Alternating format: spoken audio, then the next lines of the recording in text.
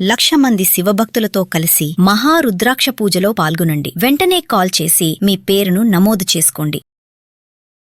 నమస్తే, welcome back to Suman TV. Present మనతో పాటు ఉన్నారు అనలిస్ట్ మందర కృష్ణారెడ్డి గారు.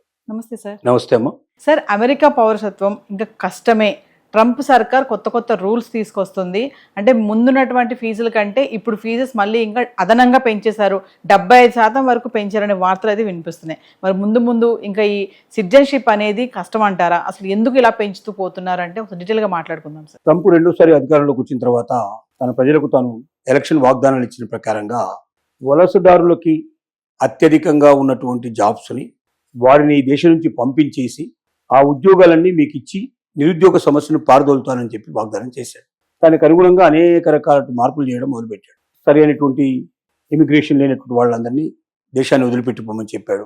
అనేక రకాల అవకాశాలని రద్దు చేయడం ప్రారంభించాడు. H-1B వీసాకి $1,00,000 ఫీజు అనేటువంటిది స్టార్ట్ చేశాడు.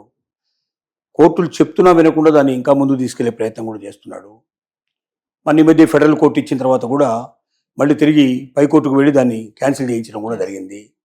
ఇలాంటి అనేక రకాలైన ప్రయత్నాలు జరుగుతూ ఉన్నాయి.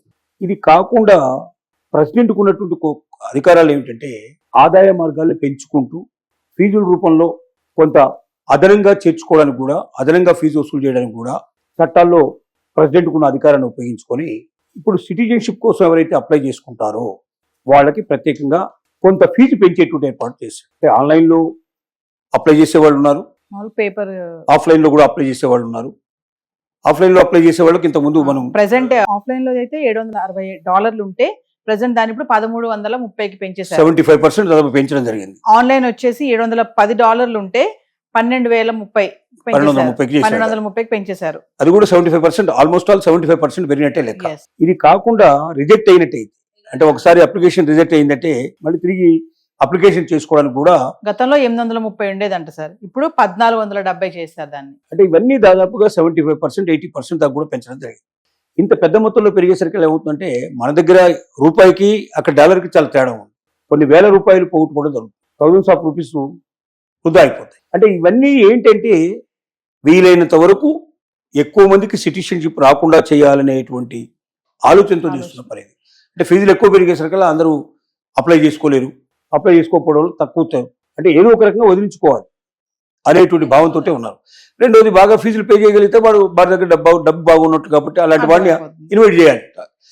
ట్రంప్ ఒక లక్ష్యం ఏమిటంటే ఇతర దేశాల నుంచి వచ్చిన వాళ్ళు, ఇమిగ్రెంట్స్ ఎవరైతే ఉన్నారో వాళ్ళు ఇక్కడ డబ్బుని వాళ్ళ దేశం నుంచి తెచ్చుకొచ్చి ఖర్చు పెట్టగలిగే పరిస్థితిలో ఉండాలి, లేక ఇక్కడ డబ్బును బాగా సృష్టించి ఇక్కడే ఖర్చు పెట్టాలి తప్ప ఇక్కడి నుంచి ఆ దేశానికి ఏమీ వెళ్ళడానికి వీలు లేదు.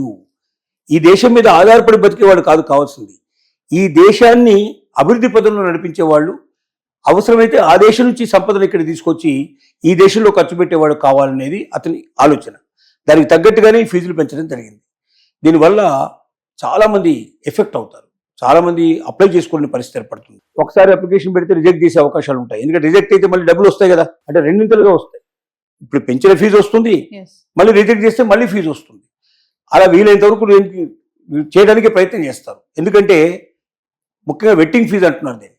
అంటే నీకు వాట్సాప్ గ్రూపులు లాంటివి, సోషల్ మీడియా గ్రూప్స్ అన్నింటినీ ఓపెన్ చేసి జనరలైజ్ చేసి నీకు ఇచ్చేసేయాలి. తమ జీవితాలన్నిటి కూడా నీ ముందర పెట్టాలి. దాంట్లోకి వెళుతావు, నువ్వు వెతుకుతావు. అమెరికాకు వ్యతిరేకంగా ఎవరైనా ఏదైనా కామెంట్స్ పెట్టారా అని చూస్తా అంటున్నాడు. అమెరికాకు వ్యతిరేకంగా కామెంట్స్ పెట్టేది చూసడం కాదు, నీ దగ్గర ఆర్థిక స్తోమత బలంగా ఉందా లేదా అనేది బేస్ చేసుకొని చూస్తాడు.